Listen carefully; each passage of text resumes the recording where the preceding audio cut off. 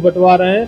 पूरी तरह से सरकार सरकारी कर्मचारियों का दुरुपयोग करते हुए इस देश में लोकतंत्र की हत्या कर रही है। चुनाव लोगों ने भारत सरकार पर दबाव बनाकर, क्योंकि ये भारत सरकार के बहुत बड़े चंदा होल्डर है, इनके लिए एमएसपी लाई गई है। इससे पेट्रोल का दाम 100 रुपया लीटर। इन्होंने लूटने का काम किया पूरे देश में, अभी भी लूट ही रहे हैं आज के डेट में। अभी मैं देख रहा था जो है मंडप में चाहिए। और हमारी सरकार कांग्रेस जो 2004 में आई तो 2014 तक जो हमारी सरकार चली, हर बुनकर एकदम माइंड फ्रेश था। हर बुनकर रोज के अंदर एक अपना आत्म देश में खासकर से जब से योगी जी का शासन है इस प्रदेश में और 10 वर्षों से देश में तानाशाही चरम पे है। विपक्ष की आवाज को लगातार दबाया जा रहा है। धागे पंप से 12% लिया जा रहा है, कपड़े 5%। बनारस के बुनकरों की या हिंदुस्तान के बुनकरों की एक डिमांड है कि हमसे जीएसटी धागे पे ले लिया जाए, तो हमसे कपड़े पर क्यों लिया जा रहा है?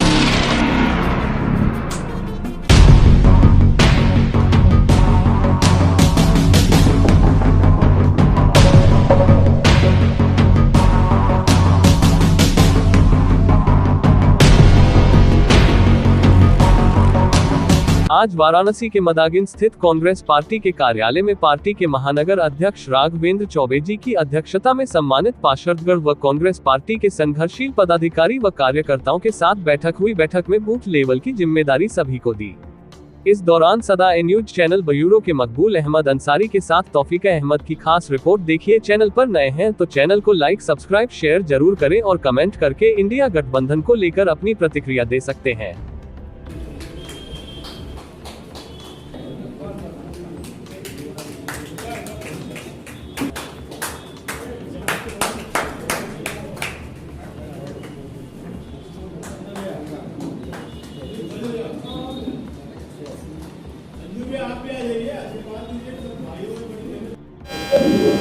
नमस्कार साथियों, इस समय हम वाराणसी के मैदागिन क्षेत्र में हैं और कांग्रेस कार्यालय में हैं और हमारे साथ राघवेंद्र चौबे जी जुड़ चुके हैं।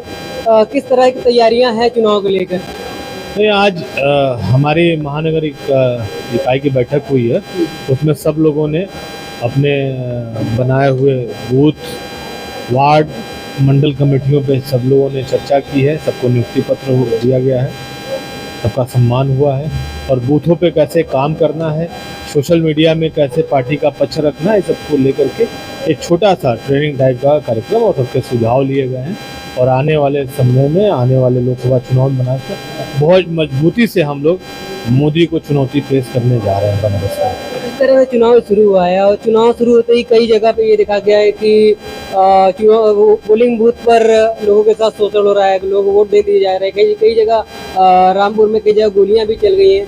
ऐसी चीजें बार बार हो रही है। निश्चित रूप से पिछले 10 वर्षों में इस देश में और इस प्रदेश में खासकर से जब से योगी जी का शासन है इस प्रदेश में और 10 वर्षों से देश में तानाशाही चरम पे है।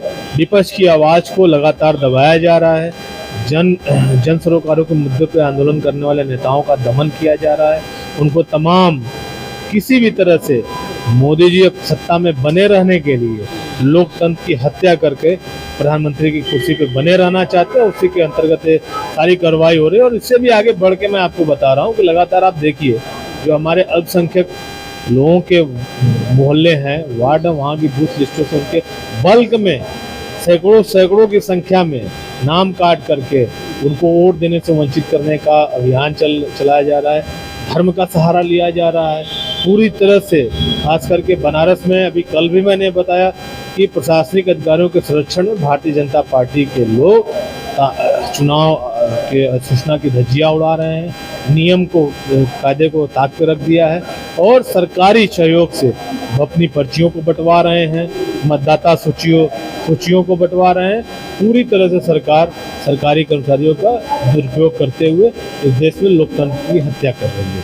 यानी चुनाव आयोग पूरी तरह से इसमें विफल देखा जा रहा है। और निश्चित रूप से आप हम लोग इसको लगातार उनका सामना कर रहे हैं, लेकिन इस बार हमारे कार्यकर्ताओं का मनोबल बढ़ा हुआ है और इनको इस बार बनारस से ही हरा करके संदेश पूरे देश में देने का काम कर रहा है। पूरे देश में कांग्रेस को लेकर के अंडर करेंट है, माहौल कांग्रेस के पक्ष में। 10 साल भरपूर अवसर मिला और 10 साल शासन सत्ता चलाने के बाद भी अगर आपको बेरोजगारी, महंगाई के लिए मोदी जी को, कांग्रेसियों को कोसना पड़ रहा है, तो मुझे लगता है कि ये मोदी सरकार की इससे बड़ी विफलता का प्रमाण कोई नहीं होगा।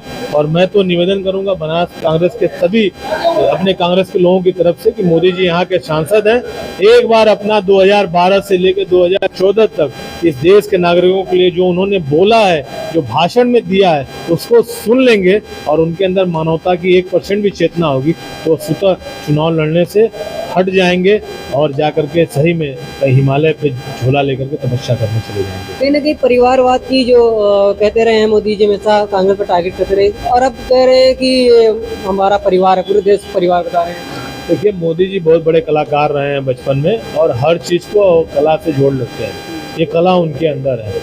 आप बताइए, जब वो सैनिकों के बीच में जाते हैं तो कहते हैं कि मैं सैनिक बनना चाहता था। किसी भी राज्य में जाएंगे तो कहेंगे कि मैं यहाँ से जुड़ा रहा, मैंने यहाँ काम किया। तो बड़ा है, कभी कभी खुद बड़ा मोदी के जी के भाषण ही खुद। अभी ताज़ा उदाहरण उन्होंने कश्मीर के संत को राजस्थान से जोड़ देने का काम किया। क्या वो बोल रहे हैं?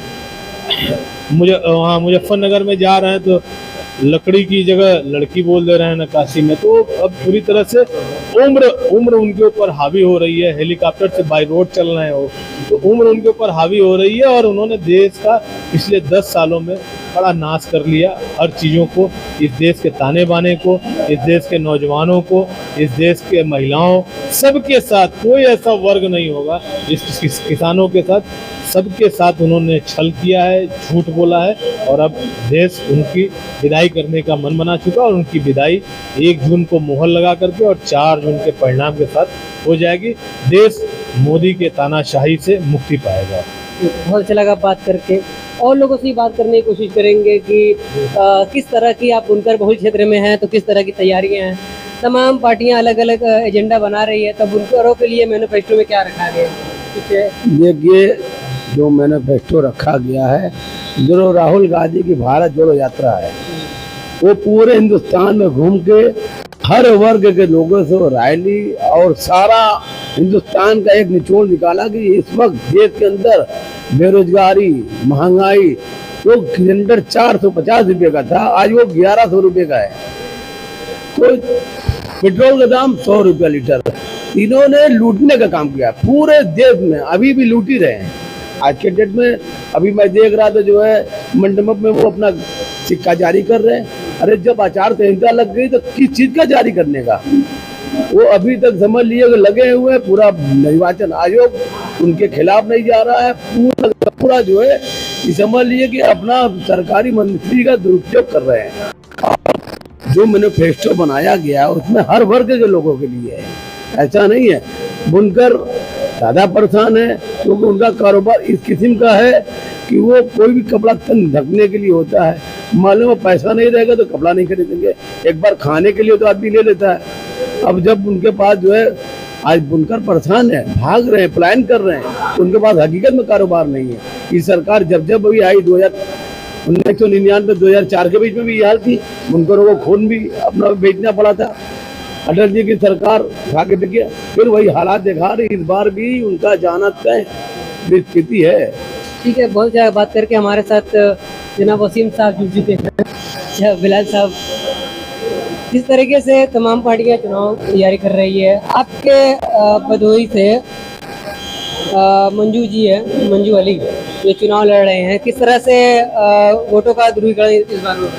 देखिए, बनारस के लोग इस सरकार से इतना त्रस्त हो गए हैं कि मंजू अली जी जो बसपा से कैंडिडेट बन के आए हैं, कोई यहाँ पे धर्म देख के वोट नहीं करेगा इस बार। इस बार जो बनारस की जनता मन बना चुकी है कि जो हमारा मैनिफेस्टो कांग्रेस का आया, कुछ लोग कह रहे हैं कि उसमें बुनकरों के कुछ नहीं है, लेकिन हमें मैनिफेस्टो पर ध्यान नहीं है कि हमारे लिए बुंडों के लिए अलग से कोई एजेंडा है ना। हमें रोजगार चाहिए, हमें रोजगार चाहिए, हमें महंगाई मुक्त चाहिए। और हमारी सरकार कांग्रेस जो 2004 में आई तो 2014 तक जो हमारी सरकार चली, हर बुनकर एकदम माइंड फ्रेश था, हर बुनकर के अंदर एक अपना आत्मनिर्भर था। लेकिन आज 14 के बाद जो सरकार चल रही है वो हमारे ताने बाने को एकदम नष्ट कर दिया है। हर बुनकर एक प्रोग्राम बना के बैठा है कि 1 जून मोदी को खत्म करना है, केवल 1 जून का इंतजार करा। बुनकर समाज से 100 का 100% वोट हमारे आदरणीय अजय राय जी को मिलेगा। इसी बात को समाप्त। इससे की दिशा देख रहे हैं कि बात को क्लियर कर दो की बात अभी जैसे ही जानकारी है बिलाल भाई को। देखिए, कांग्रेस की गवर्नमेंट आएगी, जो स्लैब्स है जीएसटी के कई सारे स्लैब्स हैं, टेक्सटाइल के सबसे ज्यादा रुकावट जो टेक्सटाइल मार्केट गिरने की जो वजह हुई है अनबैलेंस जीएसटी आने से। बुनकर एक तो पढ़ा लिखा नहीं है, हिंदुस्तान की आजादी के बाद कभी कपड़े पे जीएसटी नहीं लगाया गया। इसके पहले 2004 में वैट लगाने की बात हुई थी अटल जी की सरकार में, लेकिन लोगों के विरोध में, क्योंकि बुनकर बनारस में नहीं रहता, पूरे हिंदुस्तान में बुनकर है। हाँ, बनारस का जो कपड़ा ताना और बाना है, बनारस से प्राचीन शहर है, बनारस की बनारसी साड़ी की वजह से फेमस है, इसलिए बनारस का बुनकर बात की जाए तो टैक्स ये 5% जो जीएसटी है, धागे पे हमसे 12% लिया जा रहा है, कपड़े 5%। बनारस के बुनकरों की या हिंदुस्तान के बुनकरों की एक डिमांड है कि हमसे जीएसटी धागे पे ले लिया जाए, तो हमसे कपड़े पर क्यों लिया जा रहा है? हम एक ही जीएसटी देना चाहते हैं, चाहे हमसे धागे पे ले लीजिए, कपड़े पे लीजिए, हमसे दो जीएसटी नहीं। अच्छा, जीएसटी आने से कपड़े में क्या हुआ कि हमारे पास बुनकर पढ़ा लिखा तो नहीं है, अब उसको एक सीए चाहिए, एक अकाउंटेंट चाहिए, कई सारे भाई, उसकी वजह से दुश्वारियां हो रही हैं। तो कांग्रेस की सरकार में राहुल जी ने कहा है कि हम आएंगे, यदि 2014 में जो कांग्रेस की सरकार आ रही है इसमें जीएसटी के जो अनबैलेंस स्लैब्स है, इन स्लैब्स को हम सही करेंगे और एक नॉर्मल जीएसटी लाएंगे, सब लोग आसानी से दे सके और भारत सरकार को इससे राहत मिल जाए। कहीं ना कहीं जो एमएसएमई जो आया है उसकी वजह से भी कारोबार प्रभावित है। बिल्कुल, ये एमएसएमई लाने की जो वजह थी, ये कॉर्पोरेट जो है, जो सूरत में जो बड़े बड़े कॉर्पोरेट होल्डर हैं, ये ग्रे मार्केट के जो ऑनर होते थे, अपने ग्रे कपड़ा बेचने बाद क्या होता है, इनको पैसा नहीं मिल पाता टाइम से। इन लोगों ने भारत सरकार पर दबाव बनाकर, क्योंकि ये भारत सरकार के बहुत बड़े चंदा होल्डर है, इनके लिए एमएसएमई लाई गई है।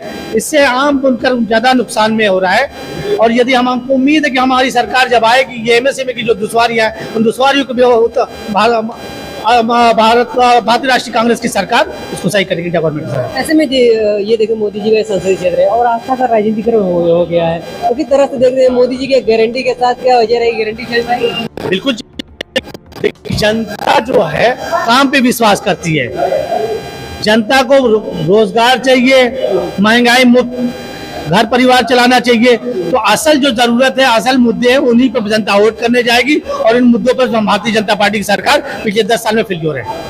बहुत अच्छा लगा बात करके। इधर